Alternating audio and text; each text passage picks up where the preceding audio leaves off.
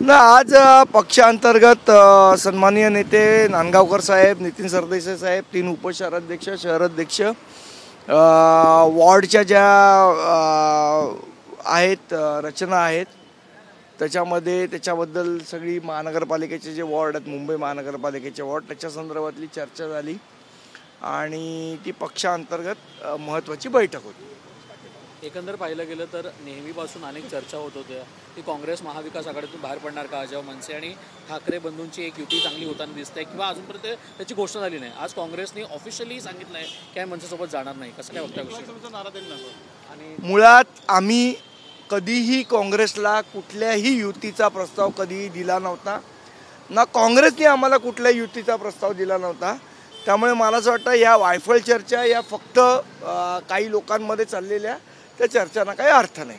त्यावेळी वर्षा गायकवाडांनी मनसेला अशी टीका केली की असंस्कृत पक्ष आहे, हा मारझोड करणारा, गरिबांना मारणारा पक्ष, असंस्कृत पक्ष म्हणून तुम्हाला ही नव्हती। एक वाक्य वापरले त्यामध्ये की मारणाऱ्यांसोबत काँग्रेस जाण्याची इतिहास नाही, काँग्रेस सोबत मारणाऱ्यांसोबत जात नाही। मला असं वाटतं की काँग्रेसचा काय इतिहास आहे हा सगळ्यांना माहिती आहे, मला त्याच्याबद्दल जास्ती बोलायचं नाही। काँग्रेसने कोणाला मारलं, कोणाला जोडलं, कोणाला ठेवलं हा सगळा इतिहास काँग्रेसचा आहे। त्यामुळे वर्षाताईंनी त्यांच्या तोंडाला आवर घालावा, त्याच्यापेक्षा जास्ती मी बोलणार नाही।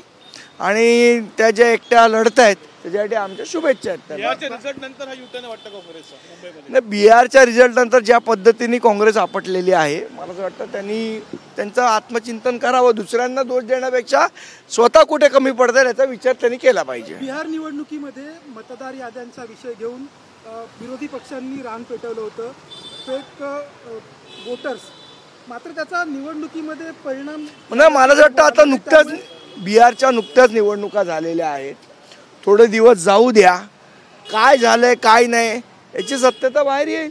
आज काँग्रेस चिंतन शिबिर होतं, पण चिंतन शिबिरामध्ये फक्त एकच विषय होता मनसे, आणि मनसेबरोबर आम्ही जाणार नाही असं काम। पहिली गोष्ट, आमंत्रण कोणी दिलेलं त्यांना? आमच्याबरोबर या असं आमंत्रण आम्ही दिलं नव्हतं। त्यामुळे स्वतःच चिंता करायची, स्वतःच आमंत्रण हे करायची आणि स्वतःच नाही म्हणायचं, या गोष्टीला काय अर्थ नाही ना। आम्ही काय त्यांना आमंत्रण दिलं नाही किंवा आम्ही काय प्रस्ताव दिला नाही, त्यामुळे आमचा काय विषय नाही। मुंबईमध्ये पुन्हा एकदा मराठीवाद पाहायला मिळतोय। नालासोपारा ते विरारच्या दरम्यान ट्रेनमध्ये मारामारी झालेली आणि त्या ठिकाणी मला असं वाटतं आम्ही सगळ्यांना सांगू इच्छितो की जे बाहेरनं आलेले आहेत परप्रांतीय, त्यांनी एक गोष्ट लक्षात ठेवली पाहिजे की मुंबई महाराष्ट्र हा सर्वप्रथम मराठी माणसाचा आहे। इथे दादागिरी मराठी माणसाचीच चालणार, बाहेरच्या येऊन इथे दादागिरी नाही सहन केली जाणार नाही।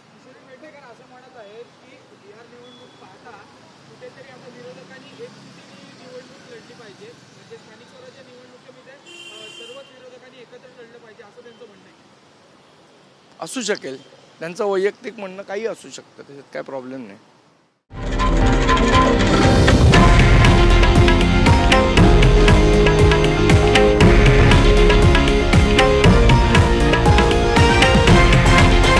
हे आहे देशातील नंबर 1 न्यूज नेटवर्क आणि आपण पाहत आहात TV9 मराठी, एकमेव।